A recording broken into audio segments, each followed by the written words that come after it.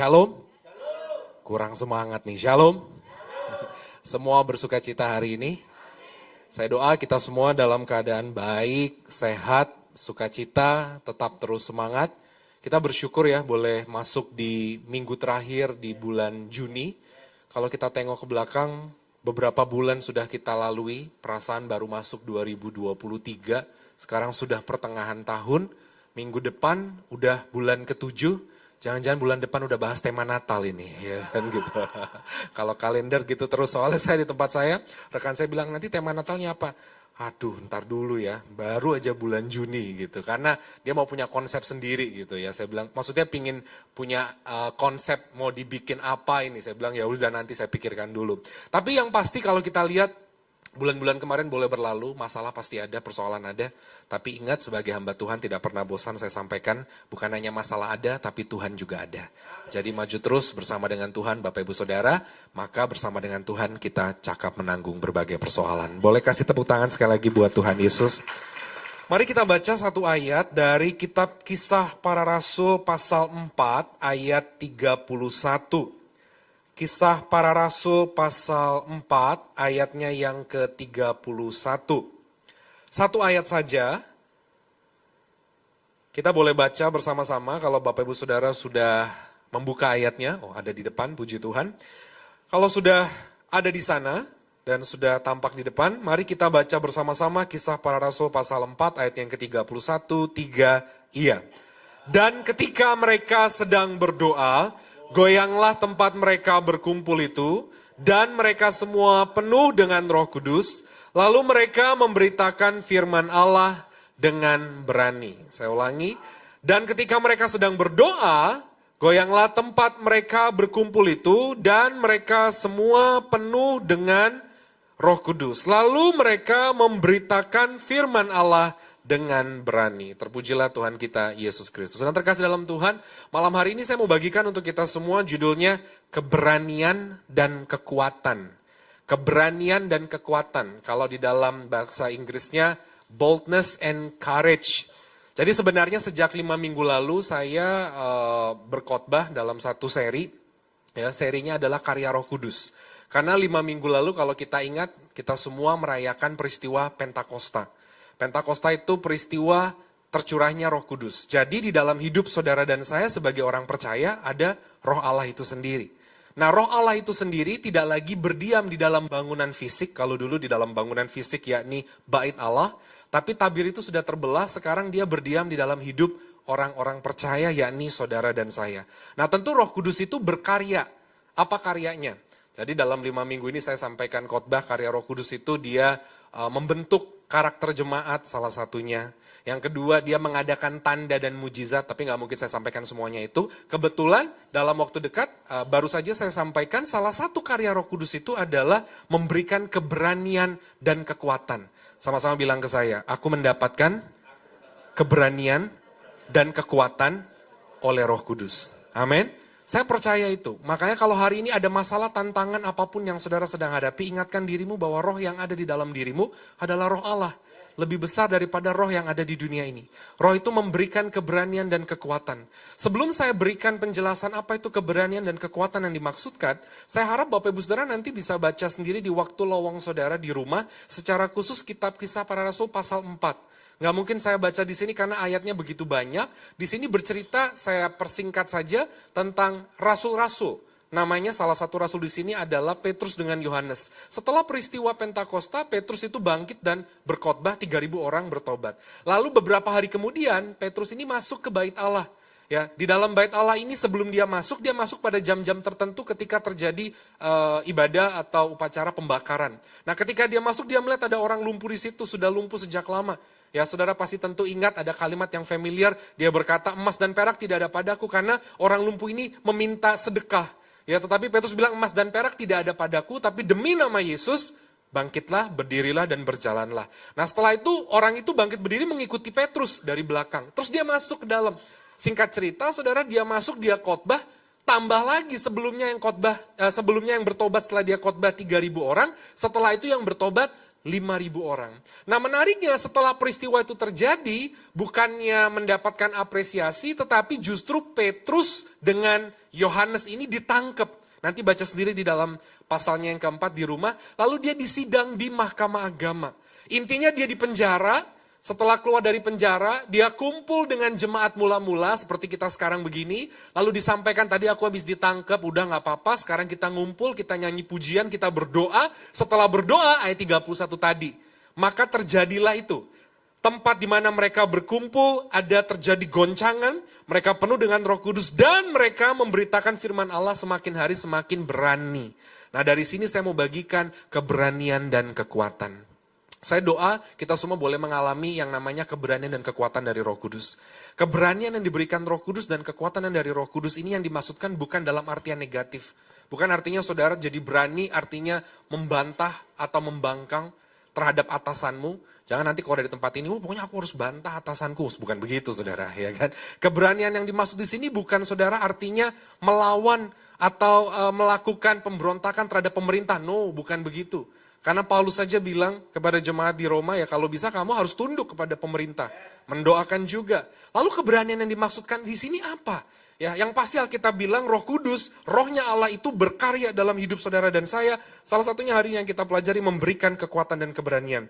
3 hal saya catat buat Bapak Ibu Saudara. Ya, ada apa yang bisa kita pelajari dari dalam Kisah Rasul pasal 4 ayat yang ke-31. Nah menariknya kalau Bapak Ibu Saudara lihat, kita baca sekali lagi Kisah Rasul 4 ayat yang ke-31. Dan ketika mereka sedang berdoa, goyanglah tempat mereka berkumpul itu, dan mereka semua penuh dengan Roh Kudus, lalu mereka memberitakan firman Allah dengan berani. Ada seorang hamba Tuhan dari Eropa namanya Søren Kierkegaard, dia bilang begini, prayer does not change God, but it changes him who prays. Yang dalam bahasa Indonesia artinya, berdoa seringkali bukan tujuan mengubah Allah, tapi seringkali ketika kita berdoa justru mengubahkan kita yang berdoa. Nah saudara ketika mereka mengalami persekusi jemaat mula-mula, mereka doa. Apakah lantas masalahnya hilang, berubah? Enggak. Yang berubah siapa? Merekanya, betul? Semakin kuat. Seringkali kita seperti itu, ada problem, ada tantangan Tuhan. Bukan berarti Tuhan gak bisa buat mujizat ya. Ini saya katakan seringkali. Tuhan tolong nih besok, ya kan? Ada deadline, harus dikerjakan gitu. Bukan berarti deadline-nya hilang gitu, saudara, ya kan? Tugasnya hilang. Tuhan besok aku harus ketemu klien, deg-degan, kliennya hilang. Enggak, saudara. Sama jemaat mula-mula, persekusi tetap jalan di situ. Orang-orang yang membenci mahkamah agama, orang Yahudi tua-tua tetap ada. Malah ketika berdoa yang berubah bukan masalahnya, tapi diri mereka sendiri. Apa yang berubah? Mereka menerima keberanian dan kekuatan. Hari ini kita mau belajar 3 hal, keberanian dan kekuatan seperti apa yang diberikan oleh Roh Kudus. Yang pertama, silakan Bapak Ibu Saudara catat. Yang pertama, keberanian dan kekuatan seperti apa yang diberikan oleh Roh Kudus dari dalam Kisah Rasul 4 ayat 31. Yang pertama, keberanian untuk menghidupi dan berpegang pada kebenaran di tengah-tengah dunia. Yang pertama, keberanian dari Roh Kudus itu apa? Keberanian untuk menghidupi dan berpegang pada kebenaran di tengah-tengah dunia. Jadi sekali lagi keberanian yang diberikan Roh Kudus ini bukan kita jadi berani melawan pemerintah, melawan orang tua, melawan otoritas di atas kita, melawan orang yang kita hormati. Bukan, jangan disalah artikan. Keberanian di sini yang pertama, keberanian untuk menghidupi, berpegang pada kebenaran di tengah-tengah dunia. Makanya tadi saya bilang kalau ada waktu nanti di rumah Bapak Ibu Saudara baca sendiri Kisah Rasul pasal 4 secara utuh yang namanya Petrus dengan Yohanes dan murid-murid lain. Mau gak mau mereka tetap hidup berdasarkan firman. Di tengah-tengah arus. Di tengah-tengah sekeliling mereka yang gak kenal Tuhan, yang menolak Yesus. Mereka punya keberanian. Datangnya dari mana? Dari Rohku. Dari Roh Kudus. Ini yang saya maksudkan. Makanya kita perlu kekuatan ini dari Roh Kudus dalam hidup kita sehari-hari.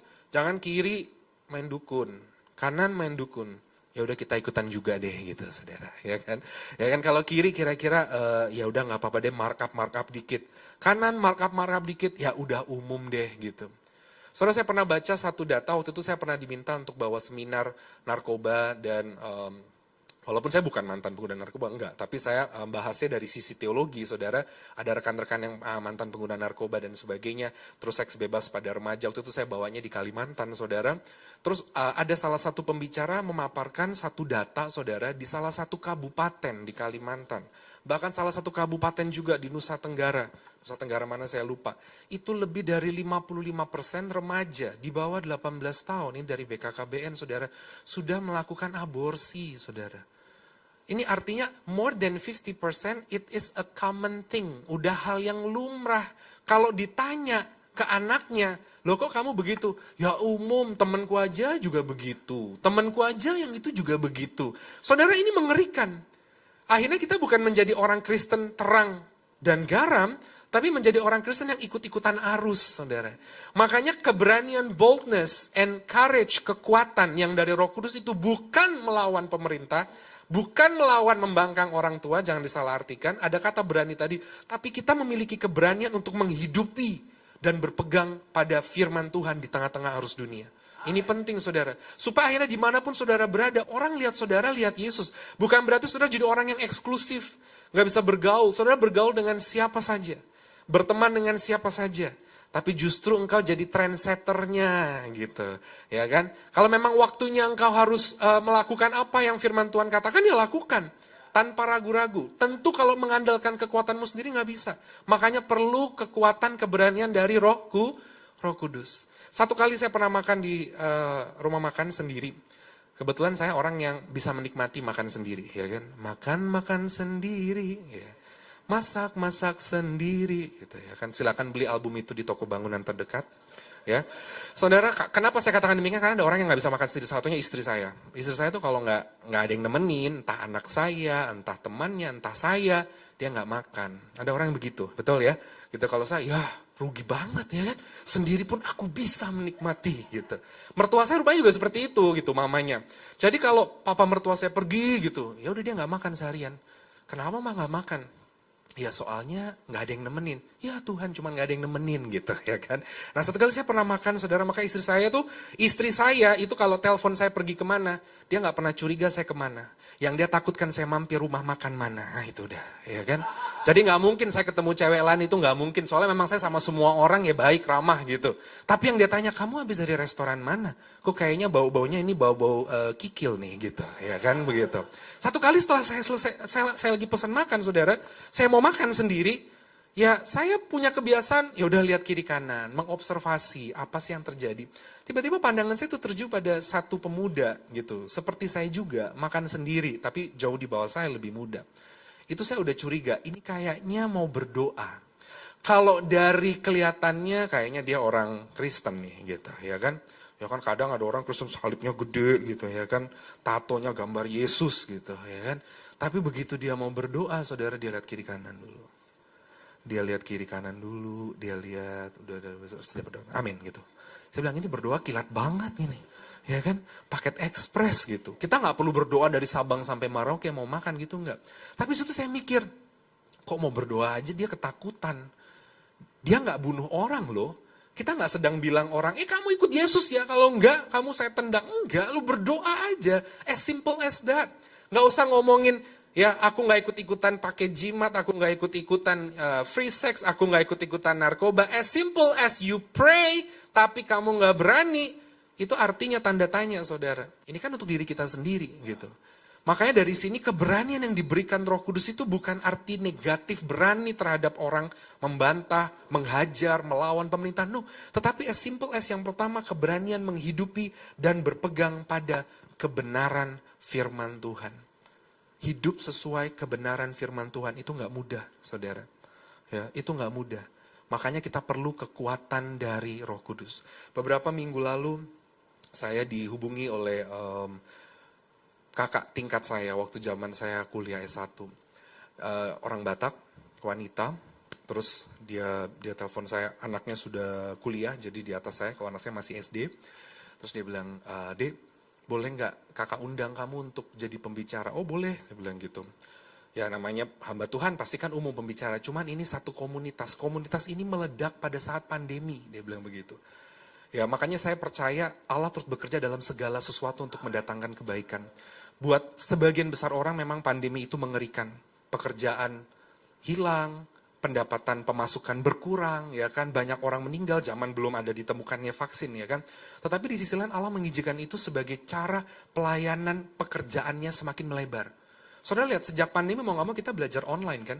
Ketika kita online, nggak hanya yang di sini yang dengerin. Mungkin ibadah KB ini didengar di Papua, ya kan. Tiba-tiba utak-atik, ketik aja gitu ya kan. Doa, tiba-tiba muncul ibadahnya siapa. Dia bisa bebas, saudara. Nah dia bilang komunitas ini sebenarnya sudah ada, tapi waktu itu sulit sekali berkembang, tiba-tiba berkembang setelah pandemi. Saya pertama bingung nih komunitas apa gitu ya kan.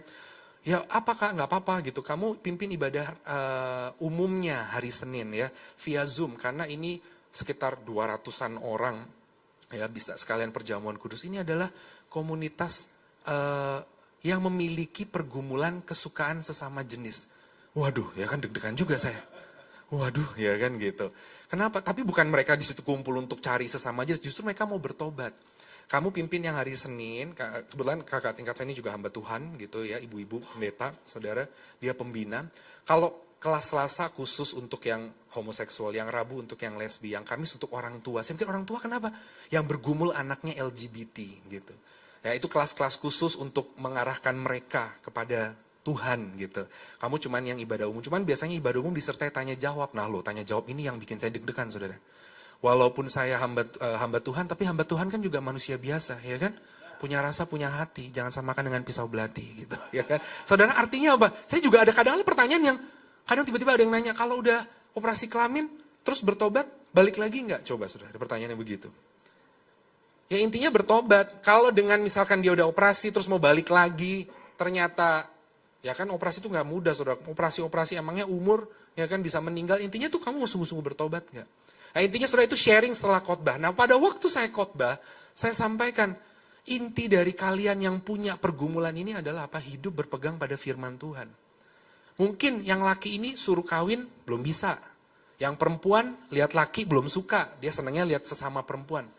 Tapi yang pasti kamu harus hidup sesuai dengan kebenaran firman. Hidup dalam kekudusan. Hidup dalam apa yang firman Tuhan katakan. Ini gak mampu kamu sendiri, kamu perlu kekuatan dan keberanian di dalam Roh Kudus. Kamu perlu itu.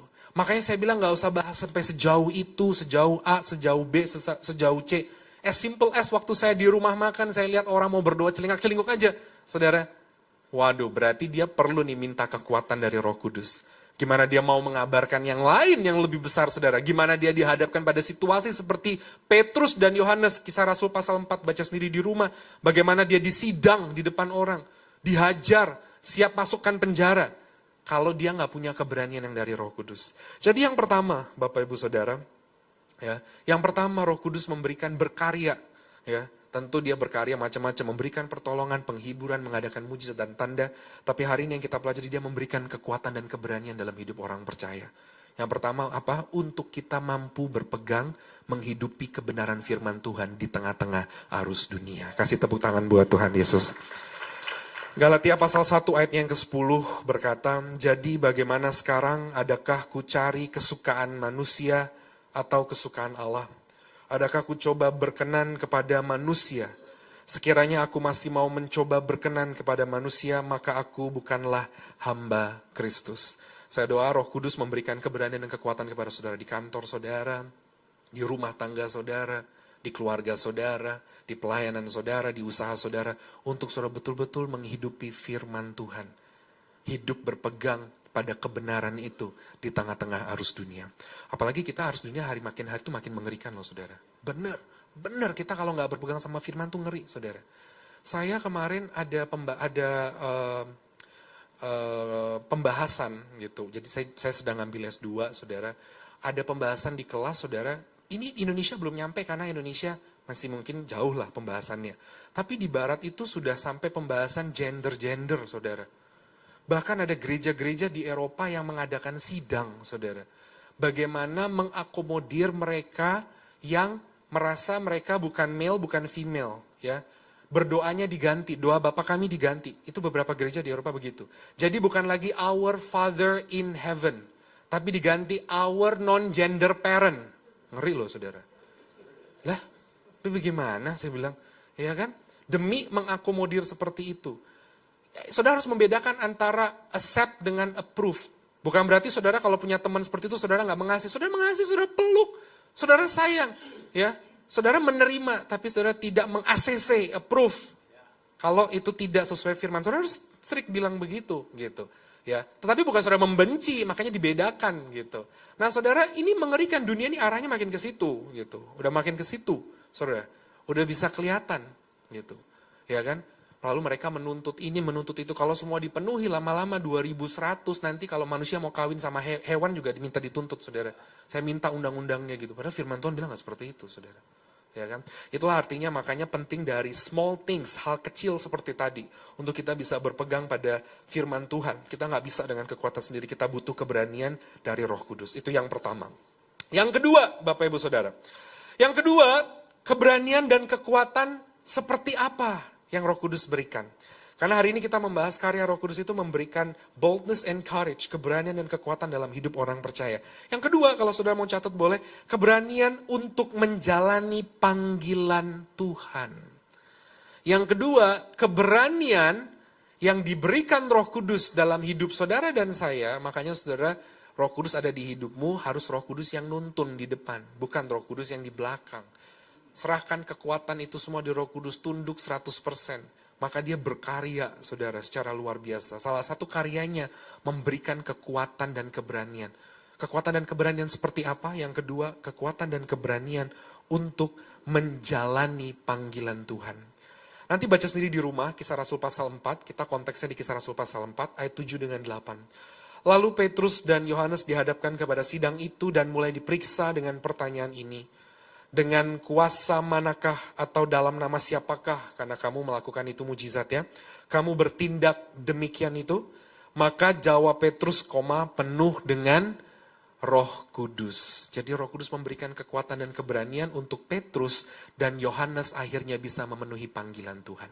Saya percaya setiap kita di ruangan ini menerima panggilan Tuhan. Katakan amin. Amin. Ya, panggilan Tuhan itu sulit atau mudah, Bapak Ibu Saudara? Yang bilang sulit, angkat tangan. Yang bilang panggilan Tuhan mudah, angkat tangan. Yang bingung, angkat kaki. Ya, panggilan Tuhan itu sulit. Beneran, baca di Alkitab aja. Ya, nanti saya jelasin sampai ke situ. Tapi panggilan Tuhan itu ada dua. Panggilan umum dengan panggilan khusus. Panggilan kita semua tuh sama. Menjadi saksinya Tuhan. Makanya kita ini disebut gereja. Gereja itu bukan hanya gedung, bukan hanya organisasi, tapi gereja itu perkumpulan orang percaya, dari kata eklesia. Kumpulan orang percaya yang ditarik keluar dari kegelapan, dulu kita kegelapan, budak dosa, berjalan menuju terangnya yang ajaib. Supaya kita memberitakan terang itu kepada setiap orang yang berjumpa dengan kita. Di kantor orang lihat kita ngeliat Yesus. Jangan kebalik, di kantor orang lihat kita ngeliat kuntilanak. Nah, kacau kan saudara? Di kantor orang lihat kita bukan yang ngeliat Yesus, tapi ngeliat orang yang bikin repot, troublemaker, harusnya lihat Yesus gitu. Ini disebut panggilan umum. Panggilan umum kita semua sama. Panggilan khusus setiap orang berbeda-beda. Ada yang mungkin dipanggil khusus seperti Pak Yohanes untuk melayani, menggembalakan. Ada yang dipanggil khusus mungkin dititipkan Tuhan anak-anak supaya anak-anak ini diperkenalkan Yesus betul-betul setelah anak-anaknya ini bertumbuh dalam pengenalan Yesus, tugas dia selesai, dia berpulang, saudara. Ada yang dipanggil mungkin untuk menjadi saluran berkat bagi pekerjaan Tuhan. Ada yang memang dipanggil khusus untuk menyatakan kemuliaan Tuhan di lingkungan di mana dia tinggal. Yang pasti panggilan Tuhan itu, ini bukan menakut-nakuti, tapi justru ini semakin meneguhkan bahwa Allah kita dahsyat. Panggilan Tuhan itu tidak mudah. Contohnya di Alkitab, Abraham. Tuhan kan panggil Abraham. Bram gitu, wah keren banget gitu ya kan. Keluar Bram gitu. Kemana Tuhan? Ke negeri yang kutunjukkan kepadamu. Saudara, Tuhan panggil Abraham itu bukan bicara tahun 1970, 7.000 tahun lalu. Ya, berapa ribu lagi sebelum Tuhan Yesus datang ke bumi. Tuhan Yesus datang ke bumi saja 2.000 tahun yang lalu, saudara. Zaman itu teknologi tidak seperti sekarang. Tidak ada Google untuk Google. Disuruh Tuhan ke Hong Kong, klik Hong Kong. Traveloka, harga yang murah, kos di sini. Abraham nggak tahu tanahnya kayak apa, saudara. Dan Abraham tidak dibekali peta. Tujuannya supaya apa? Supaya di mana dia berhenti, dia bangun mesbah tanya Tuhan. Jadi kontaknya terus Tuhan. To live such a calling, menjalani panggilan seperti itu sulit, saudara. Belum lagi jalan terus, nanti kamu akan mendapatkan keturunan. Udah hampir 25 tahun, belum dapat, saudara. Panggilan itu nggak mudah, saudara. Nggak mudah.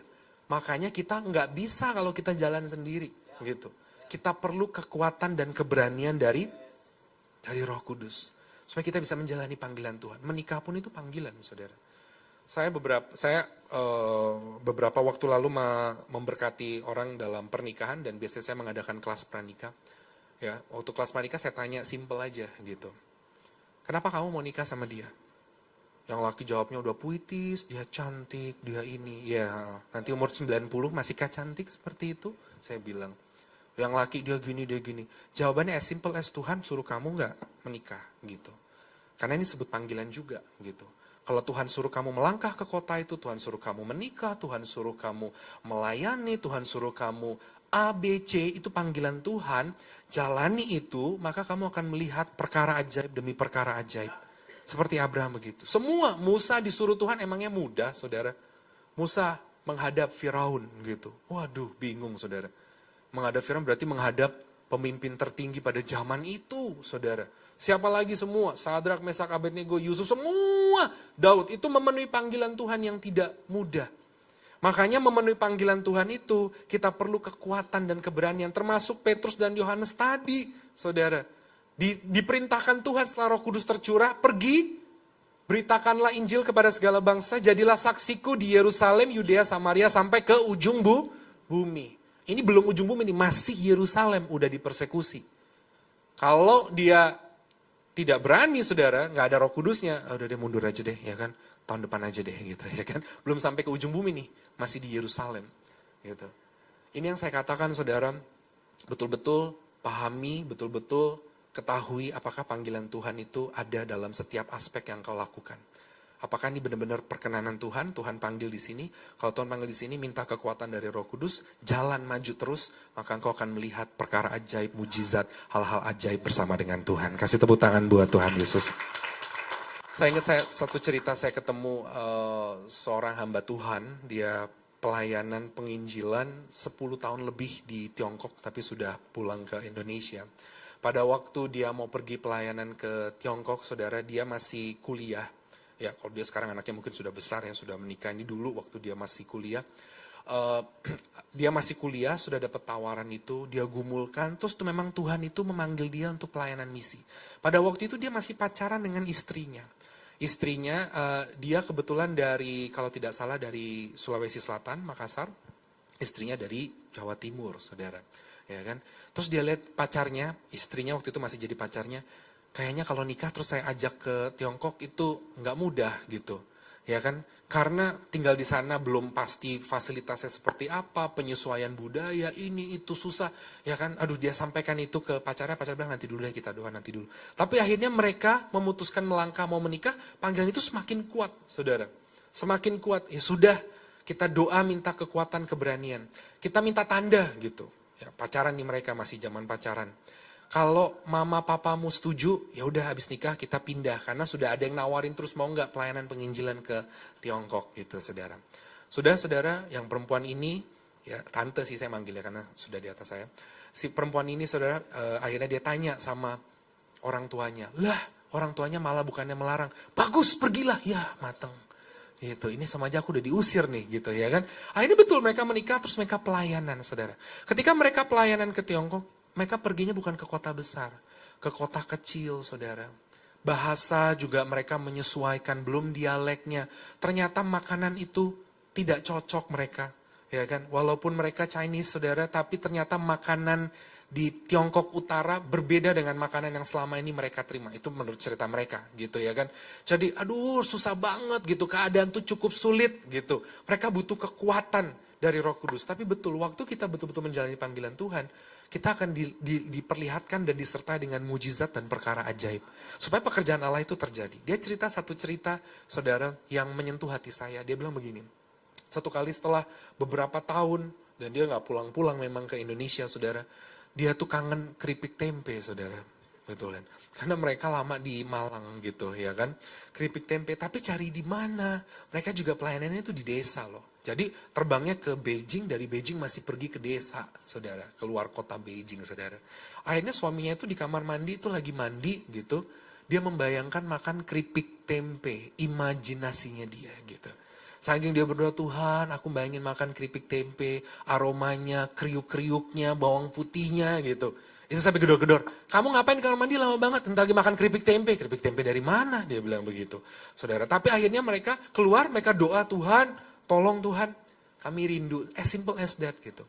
Ya Tuhan kasih kekuatan kalau memang ini panggilan Tuhan. Mujizat tuh terjadi, saudara. Dan berapa lama mereka pergi pelayanan, terus ke satu rumah, terus ada kumpul orang Indonesia. Tiba-tiba orang Indonesia ini bilang, saudaraku ini mau datang. Ya, nanti dia mendarat, nanti pagi dia mendarat, terus habis itu datang ke sini. Ya kita tunggu aja gitu, mendarat ke Beijing terus ke tempatnya dia. Ketika mendarat ke tempat itu, saudaranya ini bilang begini, aku bawa keripik tempe 1 dus. Siapa yang mau? Saudara langsung hamba Tuhan ini bilang, saya mau, itu buat saya. Oh iya betul-betul, karena yang lain gak ada yang mau. Karena yang lainnya tidak ada yang lama di Jawa Timur, saudara. Cuma di akhirnya dia, oke, dia makan. Pulang ke rumah dia nangis, saudara. Hanya mujizat sekecil itu, saudara. Tapi hidupnya hanya melihat mujizat demi mujizat. Bagaimana pertolongan Tuhan. Sampai akhirnya, saudara, anaknya sekarang udah di mana-mana, saudara.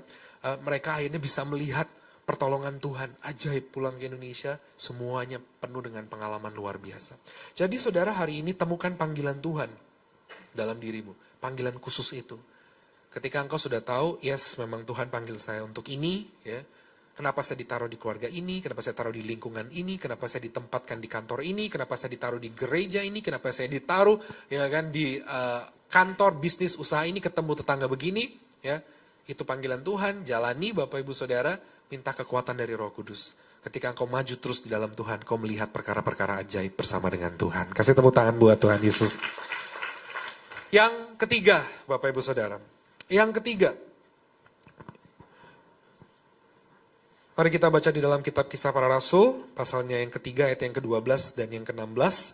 Jadi ini cerita runutan, saudara ya, bersambung. Kisah Rasul 3, 12-16. Petrus melihat orang banyak itu, jadi setelah peristiwa Roh Kudus tercurah, Petrus berkhotbah gitu ya. Dia khotbah, lalu dia melihat orang banyak itu lalu berkata, "Hai orang Israel, mengapa kamu heran tentang kejadian itu? Dan mengapa kamu menatap kami seolah-olah kami membuat orang ini berjalan karena kuasa atau kesalehan kami sendiri? Allah Abraham, Ishak dan Yakub, Allah nenek moyang kita, telah memuliakan hambanya, yaitu Yesus yang kamu serahkan." Intinya menunjuk kepada Yesus. Ya, dia menyampaikan tentang Yesus yang kamu serahkan itu, kamu tolak depan Pilatus, walaupun Pilatus berpendapat ia dilepaskan, tapi kamu menolak yang kudus dan yang benar, serta menghadaki seorang pembunuh, Barnabas itu sebagai hadiahmu. Demikianlah Yesus itu pemimpin kepada hidup yang telah kamu bunuh, tetapi Allah telah membangkitkan dia itu kata ganti yang menuju kepada Yesus dari antara orang mati, dan tentang hal itu kami adalah saksi, dan karena kepercayaan dalam nama Yesus, maka nama Yesus itu telah menguatkan orang yang kamu lihat dan kamu kenal ini, dan kepercayaan itu telah memberikan kesembuhan kepada orang ini di depan kamu semua. Dari ayat-ayat tadi semuanya merujuk kepada satu nama, yakni Yesus dan karyanya. Bagaimana Yesus datang ke bumi, mati, bangkit buat saudara dan saya. Yang ketiga, Bapak Ibu Saudara, yang terakhir. Kekuatan dan keberanian seperti apa yang Roh Kudus berikan. Inilah karya Roh Kudus. Ingat, di dalam dirimu ada Roh Allah yang lebih besar daripada roh yang ada di dunia ini. Dia berkarya, salah satunya memberikan boldness and courage, keberanian dan kekuatan. Yang ketiga, keberanian untuk pada waktunya saudara memberitakan Injil. Katakan amin. Sama-sama gitu ucapan saya. Dalam nama Yesus, ada Roh Kudus yang memberiku kemampuan, kekuatan, keberanian untuk memberitakan Injil. Ini penting, saudara. Ya, puji Tuhan, saudara bisa pelayanan seperti hamba Tuhan tadi, memberitakan Injil sampai ke Tiongkok, sampai ke Afrika, tapi nggak usah sampai sejauh itu. Minimal asisten di rumahmu bisa tahu Yesus lewat dirimu. Ada waktunya, saudara harus pada waktunya. Roh Kudus akan memampukan saudara untuk memberitakan tentang Yesus, memberitakan Injil. Makanya kitab Roma mengatakan Injil itu kekuatan Allah yang menyelamatkan semua orang. Pertama-tama orang Yahudi, orang Yunani, kemudian baik laki dan perempuan, semuanya. Itu mungkin bahasanya membingungkan. Kalau dalam bahasa sederhananya, kalau kita nonton Avenger, saudara, apa sih kekuatannya Iron Man? Apa sih kekuatannya Spider-Man? Apa sih kekuatannya Captain America, Black Widow, dan sebagainya? Apa sih kekuatannya Allah? Kenapa nggak dibahas kekuatannya Allah? Dia bisa membuat 5 roti 2 ikan menjadi makanan bagi 5.000 orang. Kenapa nggak dibahas kekuatan Allah itu bahwa dia memiliki power membangkitkan Lazarus yang mati? Tetapi kekuatan Allah itu justru Injil di dalam Yesus dan karyanya. Kenapa? Karena kalau di alam roh sana, saudara, ya, orang yang ada di ujung jurang maut karena dia percaya Injil, mungkin di depan mata saudara dia lagi duduk, gitu. Asisten rumahmu, ya kan? Mungkin temenmu yang lama yang nggak percaya Tuhan, mungkin dia lagi di rumah sakit. Tapi saudara, secara gambaran rohani itu dia di ujung jurang maut, saudara. Tapi karena Injil ada kekuatan, dia dipindahkan dari ujung jurang maut menuju keselamatan di dalam kerajaan sorga. Makanya itu disebut the power of God. Ada di dalam Injil itu sendiri.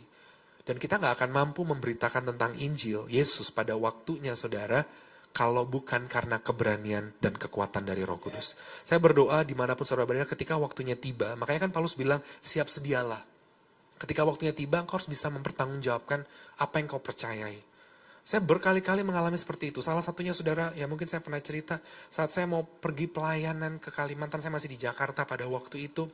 Terus kan tidak seperti sekarang, mungkin kalau sekarang sudah, tapi saya rasa kalau di daerah masih pakai Alkitab buku ya.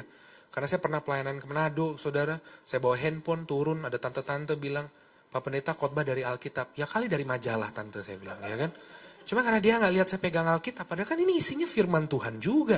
Akhirnya besok saya pikir, ya udah deh besok saya bawa Alkitab buku deh, karena takutnya masih ada yang salah paham.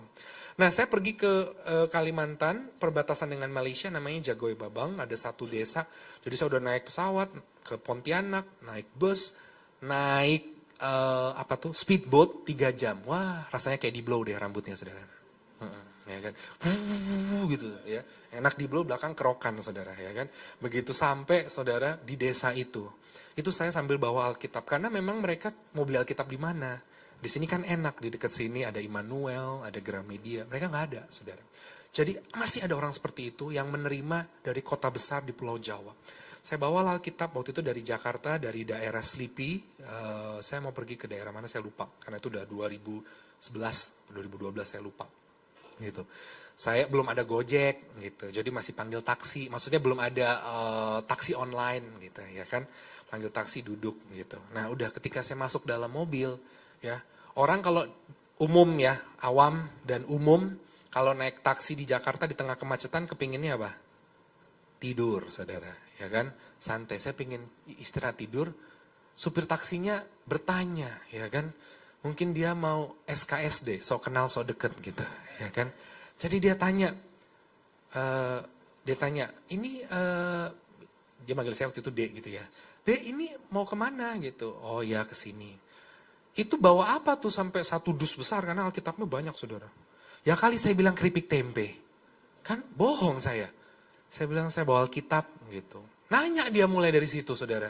Ya ampun mau tidur gak jadi tidur saudara.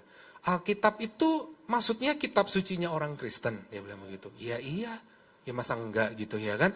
Akhirnya dia bertanya sampai kok Allahnya orang Kristen beranak ya. Waduh bukan beranak ini saya bilang. Ya kan. Gitu. Anak Allah itu saudara sampai saya harus jelasin pakai istilah adonan ya. Nih Bapak tahu adonan gak? Nih bikin kue gitu. Ya kan. Ini diambil, ini bahasanya anak. Ya, tapi bukan ini beranak karena dia berasal dari tempat yang sama gitu. Allah Bapa, begitu pokoknya saya jelasin saudara. Tapi begitu selesai sampai di tujuan, akhirnya saya doain Bapak itu. Saya bilang, saya boleh berdoa ya gitu. Ya Tuhan berkati Bapak ini. Saya nggak tahu dia percaya apa enggak. Bagiannya saya sudah saya kerjakan. Makanya Paulus bilang nggak usah pusing. Mungkin kamu di bagian yang nabur, Apolos yang nyiram. Ya kan, saya bagian yang nuai, tapi bukan pekerjaan saya, bukan pekerjaannya Apolos, nggak usah ada yang bangga. Mungkin ada yang bagian nabur masih keras, ada yang bagian nyiram masih keras. Begitu bagian ada satu hamba Tuhan masuk, ternyata dia udah terima Injil, dia langsung bertobat, ya itu semua adalah karyanya Roh Kudus gitu. Terserah dia mau percaya apa enggak, saya udah sampaikan gitu. Terus saya tutupin tuh, saya bilang, berani juga ya, saya bilang gitu. Padahal kan saya nggak sebenarnya juga takut-takut gitu ya kan. Ntar kalau saya diturunin tengah jalan gimana nih gitu ya kan. Tapi saya lihat akhirnya, oh ternyata ini kekuatan dari Roh Kudus. Itu satu cerita. Satu cerita lainnya lagi saudara. Pernah bulan puasa saudara. Betul ini. Saya pergi ke rumah saudara saya. Jadi saya ciptaan yang baru gitu. papa saya dari kecil Kristen, mama saya Muslim. Cuma karena mama saya tinggal di luar negeri lama, jadi dia tidak terlalu itu. Terus dia menikah dengan papa saya, dia masuk Kristen.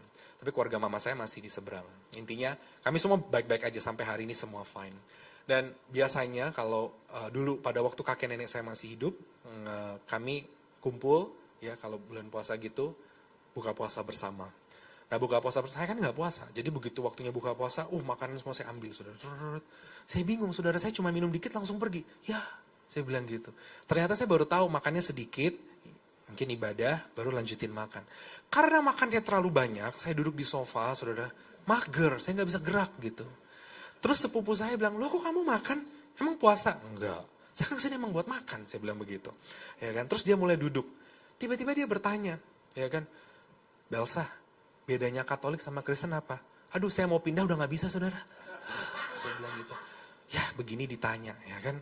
Harus jelasin, gitu. Lama-lama pertanyaan tambah berat, balik lagi ke situ, ya kan. Itu kok bisa beranak begini? Beranak lagi, urusannya beranak terus yang ditanya, ya kan. Tapi akhirnya, saudara, saya bisa menjelaskan itu semua. Bukan karena saya hebat. Tapi karena Tuhan, karena Roh Kudus. Nah, maksud saya, pada waktunya, ketika memang itu tiba dan tidak bisa dihindarkan, saudara harus memberikan pertanggungjawaban. Berikanlah, minta kekuatan dari Roh Kudus. Tuhan, saya ada di kondisi ini, ya sudah, berikan saya kemampuan. Berikan saya kekuatan untuk saya bisa menyampaikan Injil tentang kerajaan surga, tentang Yesus dan karyanya. Kasih tepuk tangan dulu buat Tuhan Yesus. Saya doa kita semua boleh mengalami kekuatan dan keberanian dari Roh Kudus dalam kehidupan kita. Saya simpulkan firman Tuhan hari ini buat setiap kita. Roh Kudus berkarya dalam hidup orang percaya. Salah satunya di dalam Kisah Rasul pasal 4 ayat 31 dikatakan dia memberikan kekuatan dan keberanian. Kekuatan di sini bukan dalam artian negatif, ya saudara jadi berani melawan orang tua, pemerintah, no. Tapi yang pertama berani menghidupi dan berpegang pada firman di tengah dunia. Gak mudah berpegang pada firman. Yang ada banyak orang Kristen hari ini terbawa arus. Gak bisa menunjukkan warnanya. Tetap menjadi orang yang mengasihi dan memeluk banyak orang. Tapi tetap harus kelihatan warnanya. Itu perlu kekuatan dari Roh Kudus. Yang kedua, Roh Kudus memberikan keberanian untuk kita menjalani panggilan. Panggilan Allah tidak mudah. Tapi kekuatan keberanian dari Roh Kudus memampukan kita semua. Ketika kita jalan pada panggilan Tuhan, tracknya dari Tuhan, kita akan lihat mujizat demi mujizat. Yang ketiga, yang terakhir, keberanian dari Roh Kudus itu keberanian apa? Keberanian untuk pada waktunya saudara memberitakan Injil, menceritakan dengan lidah bibirmu tentang apa yang kau percayai, tentang Yesus dan karya salibnya. Mari kita berdoa. Terima kasih Tuhan untuk firman yang boleh dibagikan buat kami pada sore malam hari ini. Meteraikan di dalam nama Tuhan Yesus. Dan biarlah Roh Kudus, Roh-Mu yang hidup, yang diam di dalam pribadi setiap kami di tempat ini, boleh memberikan kami kekuatan dan keberanian. Kami ada di tengah-tengah dunia, di mana Tuhan taruh kami, di lingkungan kami, di keluarga kami, di pekerjaan kami, di bisnis kami, di gereja kami, di pelayanan kami. Mampukan kami, Roh Kudus, dengan kekuatan dan keberanian dari-Mu untuk hidup berpegang pada firman di tengah-tengah arus dunia. Tidak mudah, makanya kami perlu kekuatan daripada-Mu. Dan yang kedua, Allah Roh Kudus berikan kami kekuatan dan keberanian untuk kami menjalani panggilan Allah. Setiap kami masing-masing memiliki panggilan Allah.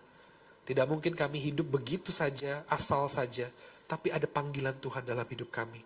Roh Kudus mampukan kami menjalani panggilan Tuhan. Dan ketika waktunya tiba, Roh Kudus berikan kami kekuatan dan keberanian untuk menyatakan tentang Yesus. Sehingga setiap orang yang mendengar boleh percaya, boleh bertobat, dan boleh diselamatkan. Berkati seluruh jemaat Tuhan, gembala di tempat ini, para hamba-hamba Tuhan, mereka semua yang melayani, biarlah pekerjaan Tuhan boleh dinyatakan lebih dan lebih lagi melalui pelayanan di keluarga Allah di tempat ini. Roh Kudus boleh berkarya, sehingga dari tempat ini nyata terang Tuhan, nyata kuasa Tuhan, dan banyak orang boleh dimenangkan untuk kemuliaan nama Tuhan.